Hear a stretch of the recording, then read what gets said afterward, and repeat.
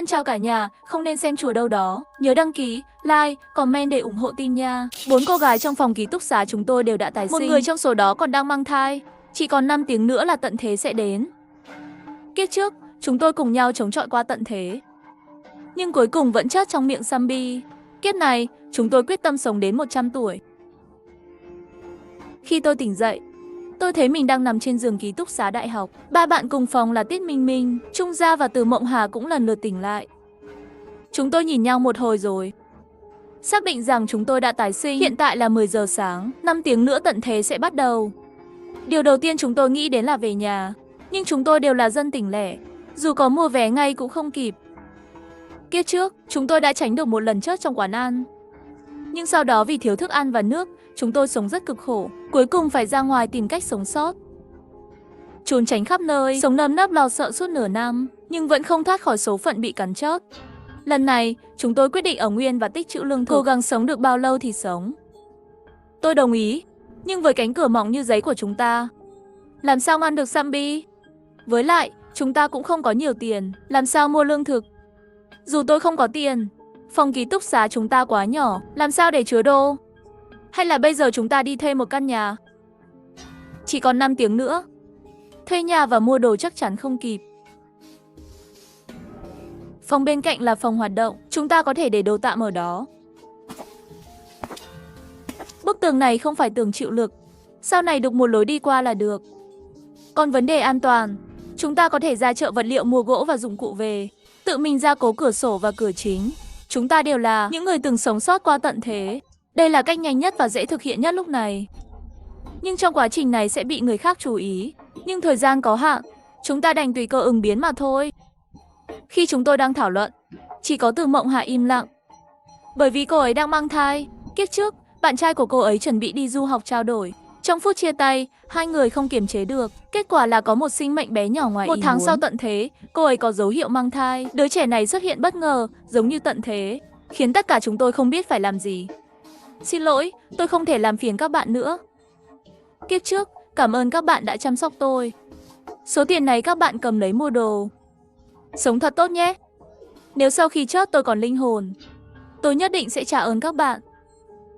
Sống thì cùng sống. Chúng ta đã hứa sẽ làm gì của em bé mà. Đúng vậy, đúng vậy. Kiếp trước dù cực khổ, chúng ta vẫn vượt qua. Kiếp này chúng ta đã biết trước, chắc chắn sẽ tốt hơn. Mộng Hà, đừng sợ. Tiết Minh Minh và Trung Gia cũng động viên cô ấy. Từ Mộng Hà cảm xúc không ổn định. Chúng tôi hiểu sự lo lắng và sợ hãi của cô ấy. Nhưng giờ chúng tôi không thể lãng phí thời gian lo lắng cho tương lai. Bước đầu tiên là phải gom tiền. Lấy hết tiền tiết kiệm và tiền bố mẹ gửi.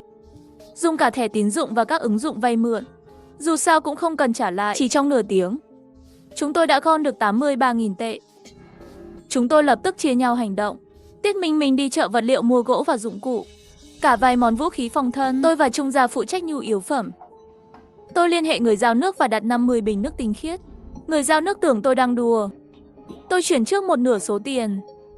Đối phương lập tức vui vẻ sắp xếp giao hàng. Cùng lúc đó, Trung Gia cũng đặt hàng online các loại. Thực phẩm có thể bảo quản lâu dài, nhưng thứ này sẽ được shipper giao tới, giúp chúng tôi giảm bớt rất nhiều gánh nặng. Mộng Hà, cậu hãy ở ký túc xá nhận hàng. Đừng rời đi, sạc đầy tất cả laptop và pin dự phòng của chúng ta. Mọi sự an toàn của chúng ta đều nhờ vào cậu. Yên tâm đi, các cậu cứ làm việc của mình. Bên ngoài trường có một siêu thị lớn. Tôi và Trung Gia kéo vali tới đó. Bây giờ đang trong tuần thi cuối kỳ, sinh viên hoặc đang thi, hoặc đang ôn bài trong thư viện.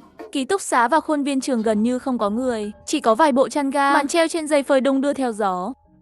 Đủ màu sắc rực rỡ, như tâm trạng háo hức sắp nghỉ của sinh viên. Trên đường đi, chúng tôi gọi điện cho bố mẹ, nói rằng sẽ có tình huống khẩn cấp xảy ra. Bảo họ nhanh chóng về nhà tích trữ lương thực, nhưng bố mẹ không tin lời chúng tôi. Hiện tại xã hội yên bình, nhân dân hòa thuận, làm sao có chuyện khẩn cấp được. Chúng tôi không thể giải thích, chỉ có thể dặn dò thêm. Khoảng 3 giờ chiều nay, nếu phát hiện nguy hiểm, tuyệt đối không chạy lung tung. Hãy tìm một chỗ an toàn mà trốn. Sau khi dặn dò bố mẹ xong, chúng tôi đã đến siêu thị. Đầu tiên, chúng tôi đến khu dầu ăn và thực phẩm đóng gói chân không. Lấy được bao nhiêu thì lấy. Lần thứ hai, chúng tôi đến khu nhiên liệu. Lấy tất cả nhiên liệu rắn và đóng hộp. Tổng cộng chất đầy 4 chiếc vali đem về. Khi về đến ký túc xá, người giao nước cũng đến. Họ đang chuyển từng bình nước lên phòng hoạt động tầng 4. Bác quản lý ký túc xá nhìn số lượng nước nhiều như vậy tuy thắc mắc nhưng may mắn không hỏi thêm gì. Lần thứ 3 đến siêu thị, chúng tôi mua kem đánh răng, bàn chải, băng vệ sinh, đồ lót, túi rác, bình lọc nước, dung dịch khử trùng, khẩu trang và các đồ dùng vệ sinh khác. Mua xong mọi thứ thì đã là 11 giờ 30 sáng. Tiết Minh Minh cũng vừa từ chợ vật liệu trở về. Chúng tôi cùng nhau mang vật liệu và dụng cụ vào ký túc xá. Các cậu mua mấy thứ này để làm gì? Bác ơi, bọn cháu là sinh viên ngành xây dựng, có bài tập làm mô hình. Làm mô hình thì được, nhưng không được dùng thiết bị công suất lớn đâu. Không thì tôi sẽ tịch thu. Chúng tôi gật đầu liên tục, đồng thời giấu hộp dụng cụ chứa máy khoan ra sau. Thức ăn đặt mua trên mạng cũng lần lượt được giao đến. Điều này khiến một số bạn cùng trường chú ý. Họ chèn chúc trước cửa phòng chúng tôi để nhìn. Su Tưởng, các cậu không đi ôn thi mà đang làm gì thế? Một bạn học hỏi tôi, nhìn những gương mặt trẻ trung tràn đầy sức sống của họ. Tôi nghĩ đến không lâu sau, họ sẽ bị nhiễm và biến thành zombie. Trái tim tôi không khỏi xót xa. Lo sợ sẽ có tình huống khẩn cấp xảy ra. Các cậu cũng mau mua chút đồ dự trữ đi, đừng chạy lung tung lát nữa. Sao các cậu kỳ lạ thế? Tự nhiên làm gì có tình huống khẩn cấp. Ngày mai còn thi, mình không muốn trượt đâu. Thôi, chuyện này không ai tin đâu. Đi thôi. Chúng tôi rời đi.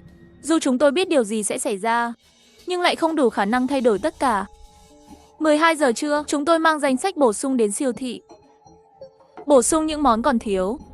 Khi rời siêu thị, tôi nhìn thấy cửa hàng xe máy bên cạnh, nên đã vào mua thêm 4 mũ bảo hiểm và 4 bộ quần áo chống mài mòn, găng tay, vì sau này khi cạn kiệt thức ăn và nước, chúng tôi chắc chắn phải ra ngoài tìm thực phẩm, nhưng món đồ này sẽ giúp giảm nguy cơ bị cắn và lây nhiễm bệnh.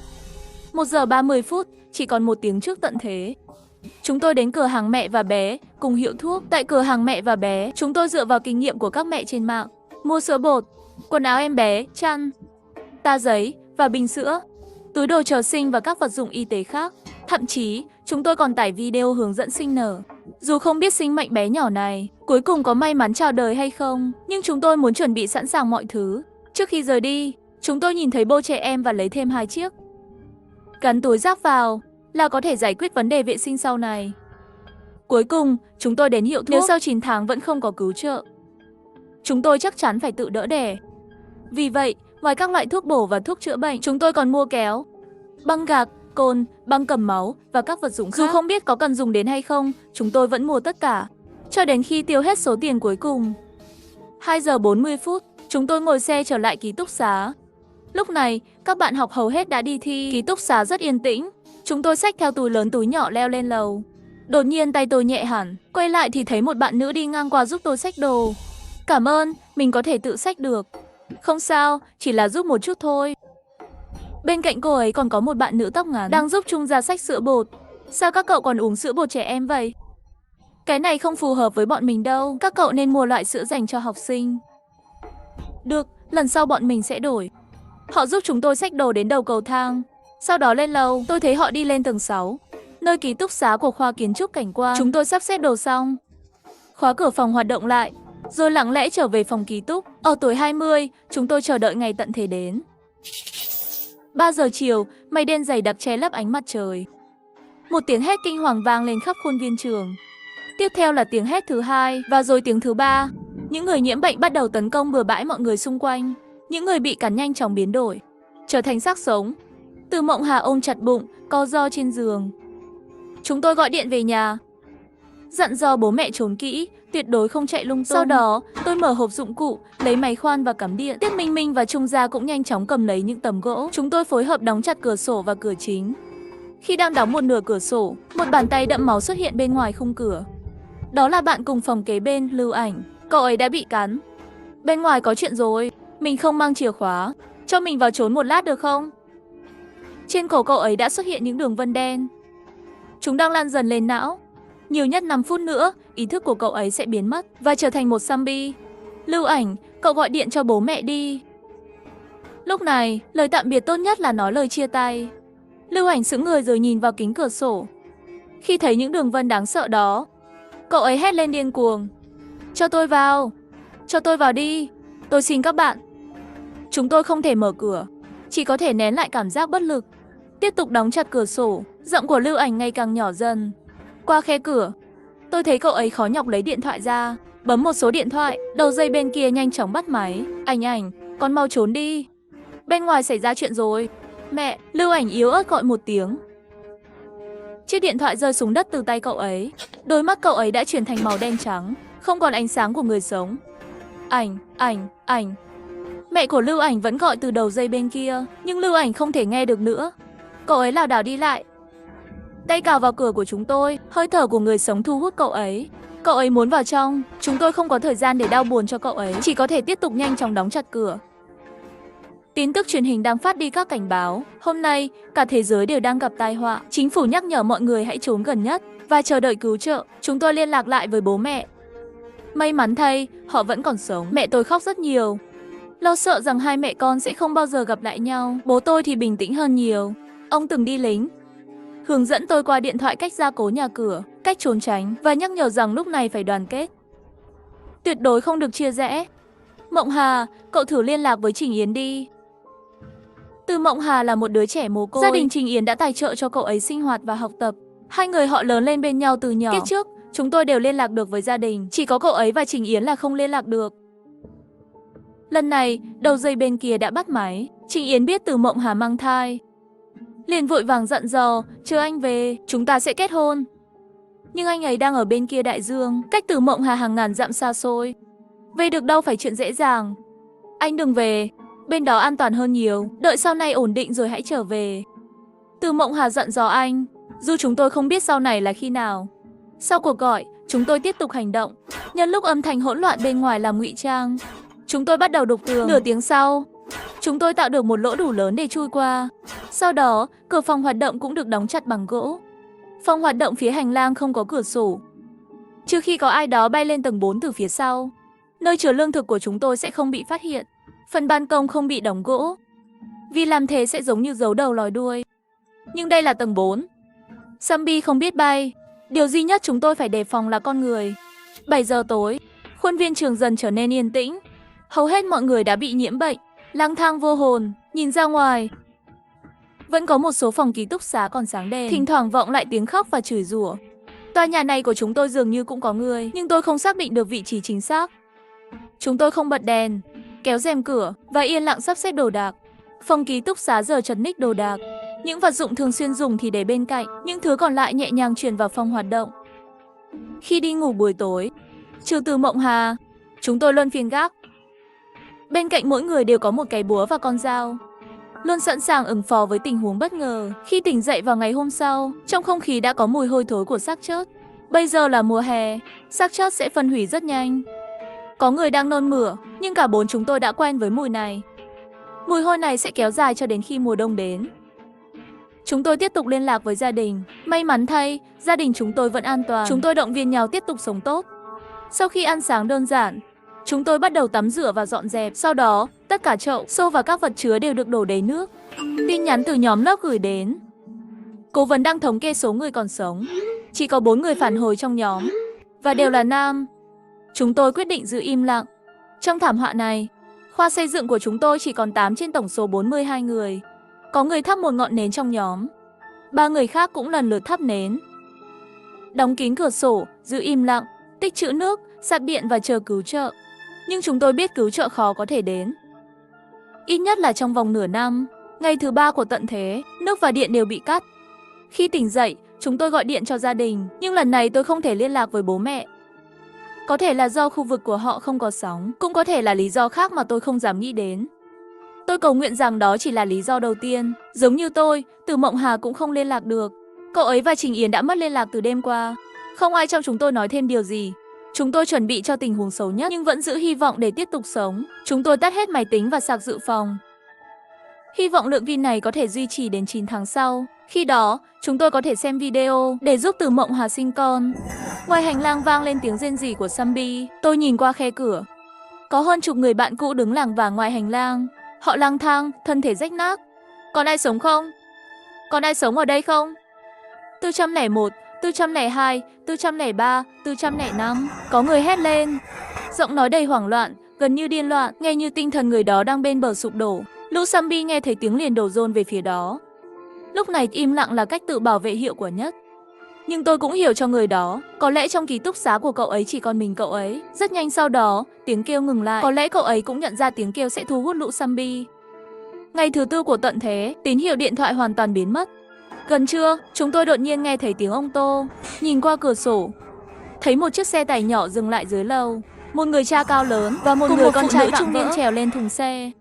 Họ hét lớn: Trần Trần, con ở đâu? Tiếng hét này ngay lập tức thu hút lũ zombie xung quanh. Nhưng nhờ chiều cao của thùng xe, lũ zombie không thể làm hại họ. Bố, mẹ, em. Một cô gái từ phòng 405 mở cửa sổ, khóc nức nở vì vui mừng. Hóa ra gia đình cô ấy đến cứu cô. Người cha và anh trai kéo căng một tấm chăn. Trần Trần, nhảy xuống đi. Chúng ta đỡ con.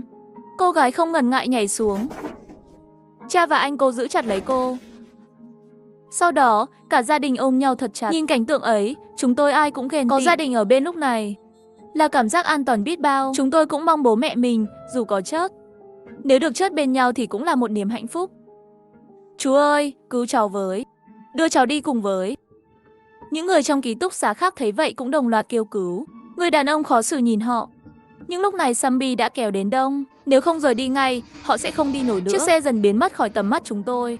Nhưng cũng vì tiếng động này, rất nhiều zombie đã tập trung lại đây. Đến chiều, tiếng súng vang lên khắp thành phố. Là đội cứu trợ đã đến, mọi người lại thắp lên hy vọng. Những chiến đấu cơ không ngừng bay vòng trên bầu trời. Hàng loạt đạn được xả xuống. Một lượng lớn zombie gục ngã, nhưng chẳng bao lâu sau, chúng lại đứng dậy. Tiếng súng dần nhỏ đi. Các chiến đấu cơ cũng rời đi. Nếu vũ khí nóng không bắn trúng đầu zombie thì chỉ lãng phí đạn dược mà thôi. Nhiều người lại bật khóc. Nếu ngay cả đội cứu trợ cũng không làm gì được, thì người thường còn biết làm gì đây? Ngày thứ 5 của tận thế, chúng tôi đối mặt với tình huống nguy hiểm đầu tiên. Chu kỳ sinh lý của Trung Gia đến sớm. Cậu ấy dùng chăn bọc kín để che giấu mùi.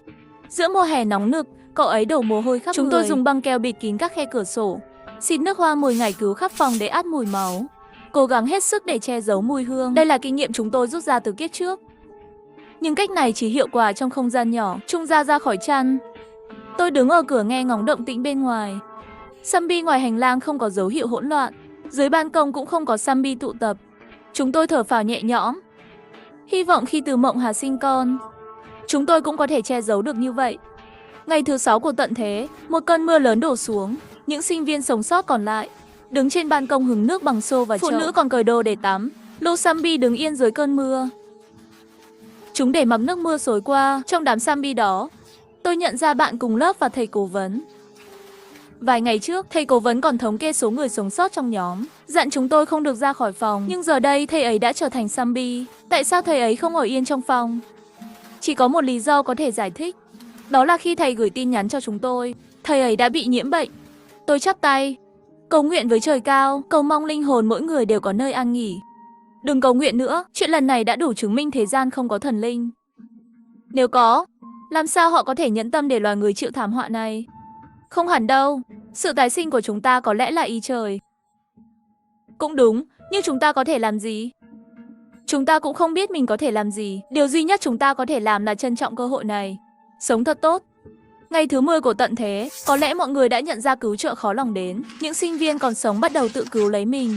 Sau khi mưa tạnh, tôi thấy có người xé ga giường thành dải vải, buộc quanh người. Sau đó, họ trèo từ ban công qua các phòng khác để tìm đồ tiếp tế. Một số người không có thói quen trữ đồ ăn vặt. Sau 10 ngày, họ gần như kiệt sức vì đói. Lúc này, họ chỉ có thể liều lĩnh hành động. Một số người may mắn hơn, họ tìm được chút đồ ăn hoặc nước uống trong các phòng khác. Có những vật dụng này, người sống sót có thể kéo dài thời gian thêm chút nữa. Nhưng cũng có những người không may gặp phải zombie. Họ cố gắng rút lui nhanh chóng, nhưng cuối cùng vẫn không kịp. Tôi thấy có người đang quan sát về phía chúng tôi. Mặc dù hướng nhìn không phải về phòng của chúng tôi, nhưng tôi cảm giác họ đang lên kế hoạch điều gì đó. Liệu có phải họ đã phát hiện những thứ chúng tôi để trong phòng hoạt động không? Chắc là không đâu. Rèm cửa phòng hoạt động chúng tôi đã kéo xuống rồi. Có lẽ khi hết đồ ăn bên đó, họ sẽ tìm đến chỗ chúng tôi. Tôi phân tích như vậy, nhưng chúng tôi đều nghĩ họ sẽ khó mà qua đây. Mặc dù các ký túc xá chỉ cách nhau chưa đầy trăm mét, nhưng lũ zombie rất đông. Muốn qua đây gần như là chuyện không thể. Ngày thứ 15 của tận thế, một túi rác bị ném xuống từ tầng trên. Hóa ra tòa nhà này vẫn còn người sống sót. Tôi lập tức nghĩ đến hai cô gái đã giúp chúng tôi khuân đồ vào ngày tận thế. Có lẽ họ vẫn còn sống. Tầng 5 và 6 là nơi ở của khoa kiến trúc và xây dựng. Họ sẽ không xuống đây đâu, phải không? Không sao, tất cả đều là nữ mà. Dù họ có định súng cướp, chúng ta có 4 người, không sợ. Tôi ngẩng đầu lắng nghe động tĩnh phía trên. Phía trên rất yên tĩnh, tôi không thể xác định họ ở phòng nào. Từ đó, cứ vài ngày lại có một túi rác bị ném xuống. Từ tần suất này, tôi đoán rằng trên đó không có nhiều người. Ngày thứ 30 của tận thế, Từ Mộng Hà bắt đầu nghén. Kèm theo đó là chảy máu chân răng và triệu chứng da. Bị kích ứng nghiêm trọng, đó là vì chúng tôi đã rất lâu không ăn rau củ và hoa quả. Chúng tôi là người bình thường còn chịu được, nhưng cô ấy lại đang mang thai, thể chất không thể so sánh với chúng tôi. Lại nhỉ, mỗi ngày đều uống vitamin mà. Sao vẫn xảy ra tình trạng này? Chúng tôi tò mò mở điện thoại, xem lại các sách thuốc đã tải trước đó. Chỉ đến lúc này, chúng tôi mới biết vitamin không thể thay thế hoàn toàn trái cây và rau củ. Thậm chí, nếu dùng quá nhiều còn có thể gây ngộ độc. Nhưng lúc này, chúng tôi biết tìm trái cây và rau củ ở đâu. Khi chúng tôi còn đang loay hoay, thì nghe thấy tiếng động bên phía ban công. Chúng tôi lập tức nín thở, không phát ra âm thanh. Tôi cầm dao, nhẹ nhàng bước tới. Tiết Minh Minh và Trung Gia cũng cầm vũ khí, đi theo sau tôi. Tôi khẽ vén một góc rèm cửa. Trên ban công, tôi thấy một cô gái buộc ga giường quanh người. Cô ấy đang ngồi trên lan can, ngẩng đầu nói chuyện với ai đó ở tầng trên. Tôi đến đây rồi, hình như không có Sambi. Cô gái này tôi nhận ra, chính là người đã giúp chúng tôi khuân đồ hôm đó. Hóa ra họ vẫn còn sống. Cô ấy nhảy xuống rất nhẹ nhàng, trong tay cầm một con dao gọt hoa quả. Cô ấy từ từ tiến lại gần chúng tôi. Khi cô ấy đẩy cửa bước vào, tôi ngay lập tức kéo cô ấy vào trong, dùng dao dí vào cổ, đừng cử động. Dù cô ấy đã từng giúp chúng tôi, nhưng giờ cô ấy cầm dao, tôi không thể lơ là được. Khi bị chúng tôi khống chế, cô gái lập tức buông dao, giơ tay lên, đừng giết tôi chỉ đến tìm chút đồ ăn thôi. Tôi mang dao chỉ để tự vệ trước Sambi, không có ý gì khác. Tôi đá con dao của cô ấy ra xa. Thật ra, trong lòng tôi cũng rất bối rối. Cô ấy đã phát hiện ra chúng tôi và nhìn thấy số đồ chúng tôi tích trữ ở đây. Chỉ cần cô ấy hô to một tiếng, chúng tôi sẽ trở thành mục tiêu. Loại bỏ cô ấy là cách an toàn nhất. Nhưng tôi, dù từng giết Sambi, chưa bao giờ tôi không thể ra tay. Hơn nữa, cô gái này trông không giống đang nói dối. Tiết Minh Minh và Trung Gia cũng nghĩ như vậy. Mọi người đều do dự nhìn tôi. Tôi nhớ các bạn. Các bạn là những người lần trước mua rất nhiều sữa bột. Thật tốt khi các bạn vẫn còn sống. Tôi đã nghĩ rằng mọi người đều đã chết. Cuối cùng, tôi thả con dao trên tay xuống. Cô gái này đúng là thánh thiện một cách đáng sợ. Dù tôi đã dí dao vào cô ấy vẫn nói, thật tốt khi các bạn vẫn còn sống. Chúng tôi đưa cô ấy một chút thức ăn, đang định cảnh báo cô ấy đừng quay lại. Nếu không chúng tôi sẽ không nể nang, thì cô ấy đã lên tiếng trước. Tôi sẽ không lấy đồ của các bạn miễn phí đâu. Tôi sẽ nhờ bạn cùng phòng thả súng vai của Việt Quất và Tranh. Có lẽ các bạn sẽ cần đến. Chúng tôi nghĩ cô ấy đang nói dối. Làm sao trái cây có thể giữ được lâu như vậy? Không ngờ bạn cùng phòng cô ấy thật sự dùng túi nhựa thả súng hơn 20 của Việt Quất và 2 của Tranh nhỏ xíu. Đây là chúng tôi tự trồng đấy. Vài ngày nữa cà chua cũng sẽ chín. Khi đó chúng tôi cũng sẽ cho các bạn một ít. Tại sao các bạn lại trồng Việt Quất và Tranh? Lúc trước chỉ là làm theo phong trào trồng cà chua hoàn chỉnh. Không biết sao lại thế này. Chúng tự mọc lên từ chậu hoa. Chắc là do chim mang đến. Tôi từng nghe nói chim có thể mang theo hạt giống. Nhưng dù thế nào thì điều này thực sự đã giúp chúng tôi rất nhiều. Tôi là Anh Linh. Ở tầng trên của các bạn tên gì? Cô gái này dường như bị hội chứng siêu giao tiếp xã hội. Nếu là tôi, lúc này lấy được đồ ăn thì nên đi ngay. Chúng tôi nói tên của mình cho cô ấy. Cô ấy còn mời chúng tôi đến phòng mình để xem các loại trái cây mà họ trồng. Anh Linh, cẩn thận một chút đi. Nếu không, em sẽ chớt mà không hiểu tại sao. Anh Linh lặng lẽ gật đầu. Khi đi đến cửa, cô ấy đột nhiên quay lại. Nhưng các bạn là người tốt, đúng không? Nếu không, các bạn đã giết tôi ngay rồi. Cô ấy nhanh nhẹn leo trở lại tầng trên, để lại chúng tôi nhìn nhau ngơ ngác. Cô gái này đúng là thánh thiện chuyển kiếp. Tiết Minh Minh lẩm bẩm một câu, rồi không nhịn được mà bật cười. Chúng tôi cũng nhoẻn miệng cười theo. Cuộc sống căng thẳng suốt 1 tháng qua, cuối cùng hôm nay cũng thả lỏng đôi chút. Chúng tôi thái lát chanh, pha với mật ong cho Từ Mộng Hà uống. Cuối cùng cô ấy cũng bớt nôn mửa. 2 ngày sau, anh Linh thật sự gửi xuống 6 của cà chua. Dù chúng không đẹp mắt, nhưng vị chua chua ngọt ngọt khá ngon. Chúng tôi chỉ nếm thử một chút, còn lại đều dành cho Từ Mộng Hà. Chúng tôi cũng gửi lại chút thức ăn cho anh Linh và hướng dẫn họ cách không thu hút Sambi khi đến kỳ kinh nguyệt. Từ đó, chúng tôi dần trao đổi nhiều hơn. Nhưng họ chưa bao giờ hỏi chúng tôi tại sao lại tích trữ nhiều đồ như vậy. Tôi biết họ chắc chắn cũng tò mò. Chỉ là có thể họ sợ hãi hoặc tôn trọng chúng tôi. Ngày thứ 50 trong tận thế, chúng tôi nhìn thấy người sống xuất hiện. Đó là 4 chàng trai xách xô nước. Trông rất cao lớn và mạnh mẽ. Trên người họ bôi thứ gì đó màu đỏ sậm. Cẩn thận di chuyển giữa bầy Sambi. Nhưng kỳ lạ là Sambi không tấn công họ. Họ làm cách nào để làm được điều đó?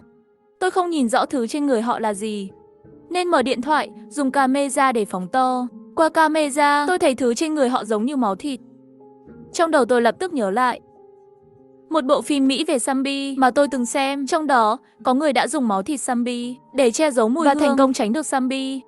Tôi kể điều này cho Từ Mộng Hà và những người khác, họ cũng cảm thấy khó tin. Chúng tôi tiếp tục quan sát những chàng trai đó, họ nhanh chóng băng qua rừng cây nhỏ, đến bên hồ nhân tạo. Sau khi đổ đầy nước vào xô, họ chạy như bay rời đi. Dù họ đã thành công, nhưng chúng tôi không dám thử bắt zombie, vì chỉ cần sơ suất bị cào hay cắn, chúng tôi sẽ không còn cơ hội. Nhưng vẫn có người khác học theo. Để sinh tồn, có người cũng bắt đầu bắt zombie. Nhưng kết quả đúng như chúng tôi dự đoán, họ đều chết dưới tay bầy zombie. 4 chàng trai đó, ngoài sự liều lĩnh, còn sở hữu sức mạnh phi thường. Tôi nghĩ họ có thể là sinh viên khoa thể dục. Những người khác không dám liều lĩnh, nhưng không hành động thì không có thức ăn. Dần dần, họ bắt đầu cãi vã, cuộc tranh giành leo thang thành xô xát, rồi trở lại yên bình. Ngày thứ 70 trong tận thế, thời tiết cuối cùng cũng bắt đầu se lạnh. Bước vào mùa thu, bụng của Từ Mộng Hà đã bắt đầu hơi nhô lên. Sinh mệnh nhỏ bé này giống như một chồi non khỏe mạnh, đang nỗ lực phát triển. Cuộc sống của chúng tôi cũng trở nên có hy vọng. Quá nhiều sinh mệnh đã mất đi. Chồi non này là một tia hy vọng nhỏ bé. Nhưng Từ Mộng Hà nôn nghén rất nặng. Chanh đã hết từ lâu. Không có gì có thể giúp cô ấy giảm nôn. Cơ thể ngày càng gầy yếu. Chúng tôi hết lòng chăm sóc cô ấy, thường xuyên trò chuyện với em bé trong bụng. Hy vọng em bé hiểu sự vất vả của mẹ. Thật kỳ diệu, dường như em bé nghe thấy. Từ Mộng Hà dần thèm ăn trở lại, và tình trạng nôn nghén không còn nghiêm trọng như trước. Tôi nghĩ, chồi non này tương lai sẽ là một đứa trẻ hiểu chuyện. Chúng tôi đã lên kế hoạch, khi em bé ra đời, nếu đội cứu trợ vẫn chưa xuất hiện, chúng tôi sẽ tìm cách đến Đại học Nông nghiệp gần đó. Ở đó có cơ sở nông nghiệp và nhà kính, có lẽ vẫn còn hạt giống và phân bón. Chúng tôi có thể định cư và canh tác tại đó. Anh Linh và bạn cùng phòng của cô ấy đôi khi leo xuống trong bóng tối. Họ rất ngạc nhiên khi thấy Từ Mộng Hà đang mang thai. Hóa ra các bạn mua sữa bột là vì có em bé à? Tôi có thể chạm vào em bé không? Chậm đi, em bé khỏe mạnh lớn lên. Cũng nhờ phần nào vào trái cây mà các bạn cho. Em bé đang chuyển động. Bé vừa đạp tôi. Làm sao có thể? Em bé mới 3 tháng tuổi, chưa thể động thai đâu. Chắc là cảm giác sai do dạ dày tôi không ổn. Từ Mộng Hà mỉm cười, sắc mặt của cô ấy đã cải thiện nhiều. Cô ấy trông giống một người mẹ thực sự. Khi em bé ra đời, tôi muốn làm mẹ đỡ đầu của bé. Chúng tôi chỉ muốn làm gì thôi. Cô muốn làm mẹ sao? Đừng mơ, chúng ta đều bật cười nhẹ nhàng. Bầu trời mây đen dày đặc, không thấy ánh trăng. Mây đen có thể che khuất mặt trăng, nhưng không thể cướp được nó. Ngày thứ 80 trong tận thế, 4 chàng trai đó xuất hiện trở lại. Lần này họ không ra lấy nước, mà đi tìm thức ăn. Họ mang theo gậy và dao. Họ đang tìm kiếm đồ dùng trong các khu nhà xung quanh. Kiếp trước, chúng tôi từng thấy những người sống sót có thể hung ác thế nào chỉ vì một chiếc bánh quy. Khi đối mặt với cơn đói, nhân tính trở nên vô giá trị. May mắn là sau khi tìm thấy đồ, họ đã rời đi, không tiến vào khu nhà của chúng tôi. Nhưng trước khi rời đi, tôi nghe thấy họ nói, khu nhà này có vẻ nhiều thây ma. Nhiều thây ma đồng nghĩa có người sống. Tôi không biết họ có phát hiện ra điều gì không, nhưng điều này nhắc nhở chúng tôi phải cẩn thận. Chúng tôi bắt đầu luyện tập, mô phỏng tình huống bị cướp đồ tiếp tế. Chúng tôi nên phản ứng thế nào? Tôi nhớ lại những kỹ năng bố đã dạy tôi trước đây về cách tự vệ, sau đó truyền lại cho Tiết Minh Minh và Trung Gia. Nhưng tôi cũng cảm thấy buồn. Không biết bố mẹ giờ thế nào. Ngày thứ 112 của tận thế, có vài chiếc máy bay bay qua bầu trời trường học. Là máy bay của quân đội. Điều này cho thấy quốc gia chúng tôi vẫn còn. Mặc dù máy bay chỉ bay ngang qua, nhưng đã thắp lên hy vọng cho chúng tôi. Quốc gia còn, quân đội nhân dân còn, thì gia đình cũng chắc chắn còn. Ngày thứ 175 của tận thế là Tết Dương lịch. Ngày này đối với chúng tôi có ý nghĩa rất lớn. Kiếp trước, đúng ngày này, chúng tôi chết vì thây ma. Chết trước thời khắc giao thừa chỉ 1 giờ. Nhưng bây giờ chúng tôi vẫn sống. Chúng tôi vẫn mở to mắt. Cho đến thời khắc giao thừa, chúng tôi đã sống sót. 4 chúng tôi ôm chặt nhau. Không ai có thể kìm được nước mắt. Đột nhiên, Từ Mộng Hà thốt lên một tiếng nhỏ. Tay nhẹ nhàng xoa bụng. Nhóc con đang đá tôi. Tôi cũng đưa tay chạm vào, cảm giác được một cái nhô lên nhỏ xíu. Từ Mộng Hà nói đó là tay của em bé. Đây là lần đầu tiên tôi tiếp xúc với một thai nhi. Cảm giác thật kỳ diệu. Dù tôi không phải máu mủ của đứa trẻ, nhưng trong lòng bỗng dâng lên cảm giác trách nhiệm lạ kỳ. Chúng tôi từng hoảng sợ, bối rối khi em bé xuất hiện, sợ rằng em sẽ là gánh nặng. Nhưng giờ tôi mong em bé sẽ chào đời thuận lợi, lớn lên khỏe mạnh và an toàn. Hy vọng em sẽ sống trong một thế giới không có thây ma. Ngày thứ 200 của tận thế, Tết âm lịch. Tiết bắt đầu rơi từ trên trời, cả thế giới phủ trắng một màu. Số lượng thây ma trong trường giảm đi đáng kể, không biết chúng đã đi đâu. Tôi nhìn ra hành lang, và cả thây ma cũng biến mất. Chỉ còn lại chiếc điện thoại của Lưu Ảnh. Cuộc gọi cuối cùng giữa cậu ấy và mẹ như vang vọng bên tai tôi cũng bắt đầu nhớ bố mẹ mình. Giữa tiết trắng, hai con sếu đầu đỏ xuất hiện, nhảy múa thanh tao và thoát tục. Chúng tôi chưa từng thấy Quốc Bảo, tất cả đều chen chúc ở cửa sổ, nhìn 7-8 con thây ma tiến lại gần chúng. Chúng tôi nín thở. Sếu đầu đỏ cảm nhận được nguy hiểm, vỗ cánh bay đi, còn chúng tôi vẫn bị kẹt tại chỗ này, không biết đến bao giờ mới được tự do. Bỗng một thanh thép bay tới, xuyên qua đầu một con thây ma ngã gục. Máu đen của nó nhuộm bẩn nền tuyết trắng. 4 cậu con trai đó lại xuất hiện. Họ cầm dao tiến lại gần, một nhát dao chặt đầu thây ma rồi ném đi. Sau đó, họ bôi máu lên người. Thây ma xung quanh ngửi thấy hơi người sống. Chúng bắt đầu vây lại, họ dùng bạo lực chặt đầu các thây ma, rồi kéo xác thây ma hướng về phía ký túc xá của chúng tôi. Hình như họ đang nhắm đến ký túc xá chúng tôi. Rất nhanh, chúng tôi nghe thấy tiếng cửa lớn phía dưới bị đóng sầm. Sau đó là tiếng lục lọi, lục tung đồ đạc. Ký túc xá này trước đây chưa ai đến, có thể vẫn còn ít vật tư. Có lẽ họ sẽ ở lại một thời gian. Làm sao bây giờ? Họ chắc chắn sẽ lên đây. Hơn nữa, họ quá khỏe mạnh. Trước mặt họ, chúng ta chỉ là những con gà con. Lúc này tôi cũng nhìn kỹ 4 người đó. Họ cao gần 1m9. Chỉ cần một nhát dao là chặt đầu được thây ma. Chúng ta thực sự không phải đối thủ. Tôi nhẹ nhàng kiểm tra vật tư. Vì thường chia sẻ với Lâm Khiết và họ. Nước chúng ta còn 17 thùng. Thực phẩm chỉ đủ dùng trong 3-4 tháng. Chúng ta trước tiên trốn trong phòng sinh hoạt. Nếu bị phát hiện và họ muốn thức ăn, chúng ta có thể chia sẻ. Nhưng nếu họ muốn mạng sống, chúng ta nhất quyết không lùi bước. Tất cả mọi người đồng ý với ý kiến đó. Hiện tại, chúng ta chỉ có 2 lựa chọn. 4 chàng trai đó không lên ngay lập tức. Họ vẫn đang tìm kiếm dưới tầng, thậm chí còn đốt sách để sưởi ấm. Chúng ta có thể nghe thấy họ phàn nàn và chửi rủa. Họ tìm kiếm từ tầng dưới lên tầng trên. Đến ngày thứ 3, họ lên tầng 4. Chúng ta trốn trong phòng sinh hoạt, dùng một tấm áp phích lớn để che lỗ tường. Dầm một tiếng, cửa phòng ký túc xá của chúng ta bị đạp mạnh, nhưng không mở được. Cửa này thật là chắc chắn, không ngờ lại khó mở đến thế. Họ lẩm bẩm. Tôi thấy là do cậu yếu thôi. Tránh ra, để tôi thử. Keng một tiếng, tấm cửa vỡ vụn, nhưng bên trong được gia cố bằng gỗ. Dù cánh cửa đã bị phá nhưng vẫn chưa mở ra. Họ ngạc nhiên, rồi im lặng một lúc. Chúng tôi không biết họ đang làm gì, chỉ có thể nắm chặt vũ khí. Khoảng 3 phút sau, họ đột nhiên xuất hiện trên ban công của chúng tôi. Hóa ra họ đã leo từ tầng 5 xuống. Ở đây bị chắn nhiều tấm gỗ thế này, chắc chắn có người sống. Nhưng họ đâu rồi? Một người ngồi ngay chỗ tường bị khét lỗ. Tim chúng tôi như muốn nhảy khỏi lồng ngực. Có lẽ họ đã ra ngoài và bị thây ma cắn chết rồi. Đây là ký túc xá nữ của khoa nào thế? Còn biết làm đồ gỗ. Thật đáng nể. Ký túc xá nữ đúng là thơm thật. Bên ngoài toàn mùi hôi thối, còn chăn mền ở đây lại thơm như thế này. Họ đang lục lọi đồ của chúng tôi. Tôi 20 tuổi rồi mà vẫn chưa biết mùi phụ nữ là gì. Không lẽ tôi chớt đi mà vẫn là trai tân? Cơ thể và dáng vóc này mà lại lãng phí thế này à? Tết đến nơi rồi mà cậu nói gì không may thế? Tôi cũng muốn nói điều tốt đẹp mà. Muốn có bạn gái quá đi. Phong Nguyệt, cậu từng yêu bao giờ chưa? Tất nhiên là rồi. Tiếng nói đột nhiên dừng lại. Chúng tôi đang thắc mắc thì tấm áp phích bị xé toạc ra. Một chàng trai trẻ cầm dao chui qua lỗ tường. Chúng tôi đã bị phát hiện. Anh ta nhìn thấy chúng tôi, không nói lời nào mà chém tới ngay. Tôi lao đến giữ chặt cánh tay anh ta. Bố tôi từng dạy rằng trên cánh tay có huyệt cây tê, đánh mạnh vào đó sẽ khiến cánh tay người tạm thời mất cảm giác. Kiếp trước, tôi từng dùng cách này để thoát thân. Lần này, tôi cũng đánh mạnh vào huyệt trên cánh tay anh ta. Tôi đã thành công. Con dao trong tay anh ta rơi xuống đất, nhưng cơ thể tôi bị nhấc bổng lên không và bị quăng mạnh xuống đất. Anh ta đã dùng tay còn lại để quăng tôi. Lúc này, tôi nhận ra rõ ràng rằng trước sức mạnh tuyệt đối, kỹ thuật trở nên vô nghĩa. Sức mạnh giữa tôi và anh ta quá cách biệt. Tiếng hù trong tai làm tôi không thể suy nghĩ. Giữa dòng máu đỏ, tôi thấy Tiết Minh Minh và Trung Gia bất chấp lao đến cứu tôi. Chúng tôi hỗn chiến thành một đám. Tôi không biết đã trúng bao nhiêu cú đấm, nhưng tôi cũng không để đối phương dễ dàng. Tôi cắn mạnh vào tay anh ta, cắn sâu vào thịt. Đừng! Từ Mộng Hà hét lên, tất cả đồ đạc đều cho các anh. Đừng giết cậu ấy. Lúc này tôi mới thấy chàng trai kia cầm dao, đã chuẩn bị rạch cổ tôi. Chàng trai và 3 người bạn còn lại đều dừng lại. Họ nhìn chúng tôi với vẻ kinh ngạc. Chết tiệt, các bạn là con người sao?